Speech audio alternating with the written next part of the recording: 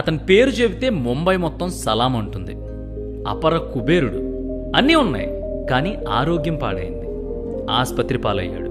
ప్రపంచంలోకెల్లా top doctors మొత్తం bed చుట్టూ నుంచున్నారు. ఏ వ్యాధికి ఏ ట్రీట్మెంట్ చేయాలో వాళ్ళకి తెలిసినట్టు ఇంకెవ్వరికీ తెలియదు. కానీ ఏం చేయలేకపోయారు. ఆ బెడ్ మీద ఉన్నది ఎవరో కాదు, అపర కుబేరుడు రాకేష్ జుంజున్వాలా. అతను చిటికేస్తే కొండ మీద కోతి కూడా దిగొస్తుంది. ఊరంతా కొంప, ఆర్మీ లాంటి పరివారం. ఇలా డబ్బుంటే అన్నీ వస్తాయి, కానీ డబ్బు వల్ల వచ్చే కొన్ని మనిషిని జీవోత్సవంలా మార్చి పడుకోబెట్టేస్తాయి. ఈ నిజం తెలియడానికి the great stock market king అపర కుబేరుడు రాకేష్ జుంజున్వాలాకి దశాబ్దాల కాలం పట్టింది. అసలు ఆయన డబ్బు గురించి, జీవితం గురించి ఏం చెప్పాడో తెలుసా? జీవితాన్ని చదివినోడు, స్టాక్ మార్కెట్ని శాసించినోడు, డబ్బు గడించడంలో మర్మాన్ని, ఖర్చు పెట్టడంలో ధర్మాన్ని సూక్ష్మంగా వివరించిన బిగ్ బుల్ రాకేష్ జుంజున్వాలా మాటలివి. మొదటిది, జనం ఊహిస్తున్న దానికంటే నా దగ్గర ఉన్న సంపద తక్కువే, కానీ చిత్రం ఏంటంటే అది నాకు అవసరమైన దానికంటే చాలా ఎక్కువ. రెండవది, డబ్బు ఈ ప్రపంచంలో అన్నిటికంటే ముఖ్యమైనది. ఈ మాట వాస్తవం. కొందరు డబ్బు కోసం పడిచేస్తారు, మరికొందరు అదే డబ్బు కోసం నిజంగానే చేస్తారు. కొందరు దాన్ని సద్వినియోగం చేస్తే ఎక్కువ మంది వృధాగా ఖర్చు చేస్తారు. సంపాదన కోసం అందరూ కష్టపడతారు. ఇక మూడోది, కావాల్సిన దానికంటే ఎక్కువ డబ్బు సంపాదించిన తర్వాత నాకు ఒక సత్యం అర్థమైంది. అన్నిటికీ డబ్బే ప్రధానం కాదు, సంపాదన జీవిత పరమార్థం కాదు అని. నాలుగో పాయింట్, డబ్బుతో ఏదైనా చేయొచ్చు, కానీ నువ్వు ఎంత సంపాదించినా, ఎంత కూడబెట్టినా నీ చివరి ప్రయాణంలో అది నీ వెంట రాదు. ఇది అందరూ చెప్పే మాట. ఐదవది, నేను ఒక మధ్యతరగతి కుటుంబానికి చెందినవాడిని. చిన్నతనంలో ఉన్నప్పుడు నాకు విలువైన స్నేహితులు ఉండేవాళ్ళు. అయితే మా నాన్నగారు అప్పట్లో నాకు ఒక విషయం చెప్పారు. అదేంటంటే, నువ్వు కూడా వాళ్ళలా అవ్వాలని కోరుకో తప్ప నీకంటే వాళ్ళు బాగుపడుతున్నారని స్నేహితుల్ని ద్వేషించకు, వాళ్ళని చూసి అసూయపడకు అని. ఇక ఆరో పాయింట్, నాకు ఫోర్బ్స్ జాబితాలో స్థానం లభించిందని తెలిసినప్పుడు మా నాన్నగారు నాతో మళ్ళీ ఒక మాట అన్నారు. నాపై ఆ మాట మంత్రంలా పనిచేసింది. నువ్వు ఆ జాబితాలో ఉండడం తండ్రిగా నాకు సంతోషమే, కానీ నీకు సిగ్గనిపించడం లేదా? నీ దగ్గర కోట్లుండి ఏం ప్రయోజనం? దాన ధర్మాలపై ఖర్చు చెయ్యని నువ్వు నా దృష్టిలో అప్రయోజకుడివి, అంతే. అప్పటినుంచి నా రాబడిలో ప్రతి ఏటా 25% దాన ధర్మాలకు వెచ్చిస్తుంది. ఇప్పుడు నాకు అంతులేని తృప్తి ఉంది.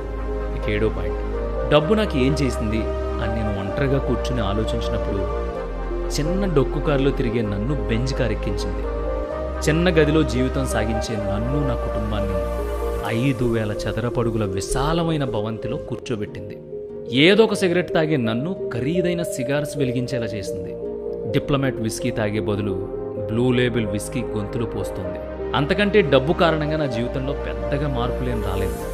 ఎనిమిదో పాయింట్, సంపాదించాలి, కానీ ఆ డబ్బు మనలో మార్పు తేకుండా జాగ్రత్త పడాలి. నీలోని మనిషిని ఆ డబ్బు చంపేయకుండా నీ కుటుంబం, నీ స్నేహితులు, నీతో పాటు పెరిగిన నువ్వు ముందు నుంచి ఎలా ఉన్నావో అలాగే ఉంటూ మారిపోకుండా ఉండగలిగితే నువ్వు అప్పుడు ఆ సమయంలో అసలైన సంపన్నుడు అవుతావు. డబ్బు కొనగలిగేవి ఎన్నో ఉన్నాయి, అయితే అదే డబ్బుతో కొనలేనంత విలువైనవి మన జీవితంలో ఇంకా చాలా ఉంటాయి. వాటిలో ప్రధానమైనవి విశ్వాసం, ప్రేమ, సంతోషం. మన జీవితంలో ఎప్పుడైనా సరే సంపాదించడానికి కష్టపడండి, సంపాదించిన దాన్ని సద్వినియోగం చేయండి. డబ్బుని ప్రేమించండి, కానీ ఆ డబ్బు కోసమే బ్రతకండి. డబ్బు కంటే ఎక్కువగా జీవితాన్ని ప్రేమించండి.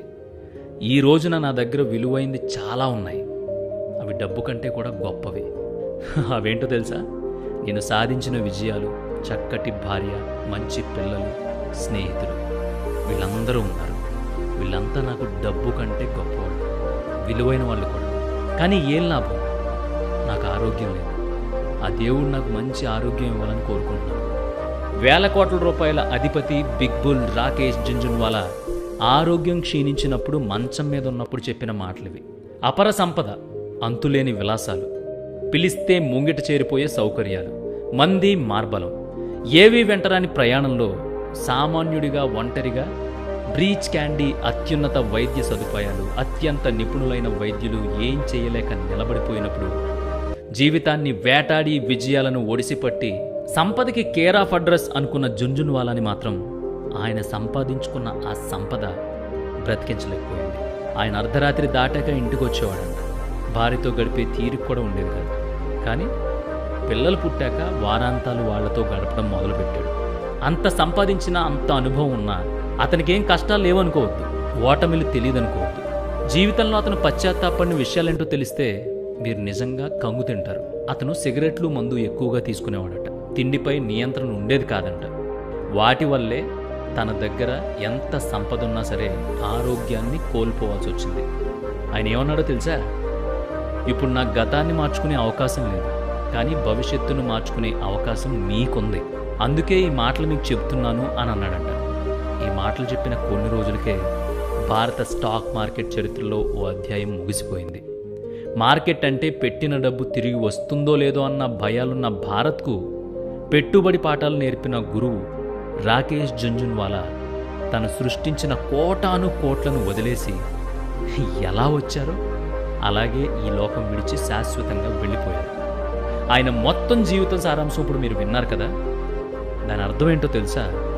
బ్రతకడానికి సరిపడా డబ్బు సంపాదించాలి, గొప్పగా సంపాదించాలనే పోటీలో పడి నిన్ను నువ్వు మర్చిపోతే రేపు నువ్వు సంపాదించిన ఏ రూపాయి నువ్వు కోల్పోయిన నిన్ను, నీ ఆరోగ్యాన్ని, నీ సంతోషాన్ని, నీ సమయాన్ని కొనలేవు.